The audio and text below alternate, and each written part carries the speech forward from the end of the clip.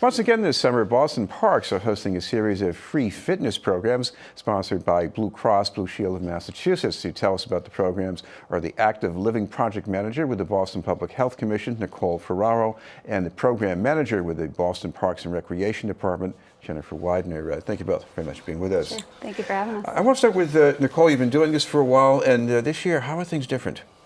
So we're excited that the program's grown a little bit this year. We've added some new parks and we're in just about every neighborhood in Boston. And we have a more diverse offering of classes. We have some different Caribbean dance-based classes, a carnival fit, Afrobeat boot camp, and some extra chair yoga that was backed by popular demand. And we're also able to extend the series a whole extra month, so we'll go through the end of September, which we're really excited about because it's a super nice time to be outside in Boston. Jennifer Widener, I guess it's good for the parks to have people in them, but why is this good for the people? Well, it's building relationships, but like as Mayor Walsh says, having positive activity in the parks pushes away the negative activity. So being within the parks, we oversee over 300 plus properties. It's a great way to get citizens of Boston into the Parks Department and utilizing the open spaces that we have.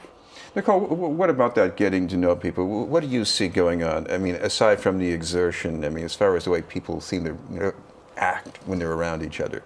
Yeah, they definitely enjoy the classes, but they, like they said, build relationships and meet people in the classes sometimes. One of the chair yoga classes I've taught for the last 3 years, and the same crew comes back every year and are excited to see each other. And sometimes they go grab some coffee after, and they enjoy that when they miss class, someone says, "Oh, where were you last week?" And people really seem to enjoy that social connection piece, which is exciting to see. No, you mentioned something that I'm not familiar with, something with yoga. What exactly is it called, and what is it like? It's chair yoga, so it's yoga in a chair, and it's meant for people with limited mobility, but it's beneficial for all. I love practicing it, but you just basically do everything you would do in a yoga class, but seated.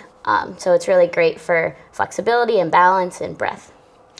Jennifer, what about the other things about how this helps the parks? Because if you've got people coming to the parks all the time, they think of this is my place where I do things, and if I see some trash over there and it hasn't been picked up or something, they're going to jump on that, aren't they? Well, they'll definitely notify us if there's, and it's a great way, an initiative you kind of want to treasure what you have in front of you. So if you are utilizing a space that hasn't been programmed in before, and you kind of want to treat it like your own. You're there, you're having a program, you see some trash that may be on the ground and someone could have walked past, but you're going to pick it up and throw it out because you have a class that's going on. So our instructors are really great with that, and if there are anything that we need to be made aware of, they let us know, but they do take it out also as if it's their space, and they treat it and maintain it and want to have it ready for their classes that are coming in. Nicole, one of the things you must be thinking of when you schedule these programs is you want to make sure they happen when people have the time. Mm-hmm. Anything you can say about that? Yeah, we've noticed that 6 or 6:30 at night is usually the best time for people who work during the day. And we also added a few more weekend classes this year because sometimes people want activities for their families and have more time during the weekends. We do have a few offerings more in the middle of the day geared towards older adults, but generally that after work time is key. Jennifer, I guess what might also be happening is that people are not just going to the closest park to where they live. They might be going to another neighborhood. Have you noticed anything like that?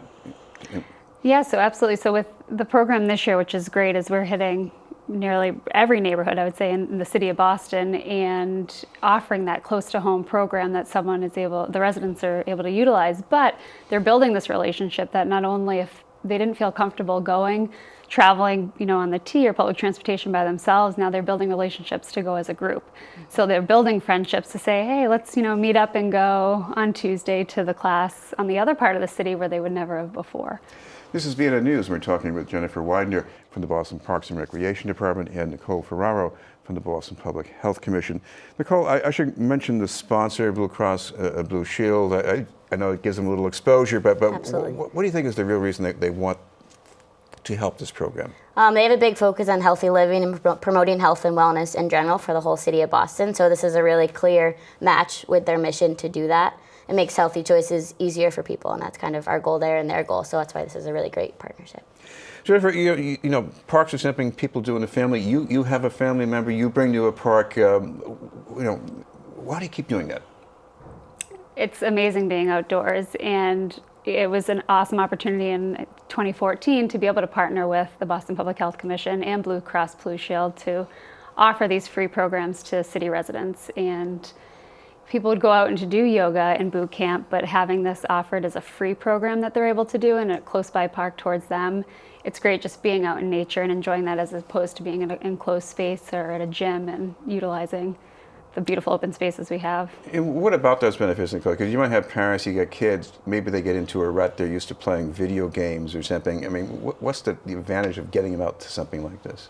Yeah, it's been shown that being outside more and being active and connecting more with your community can lower stress, which is the cause of a lot of chronic disease.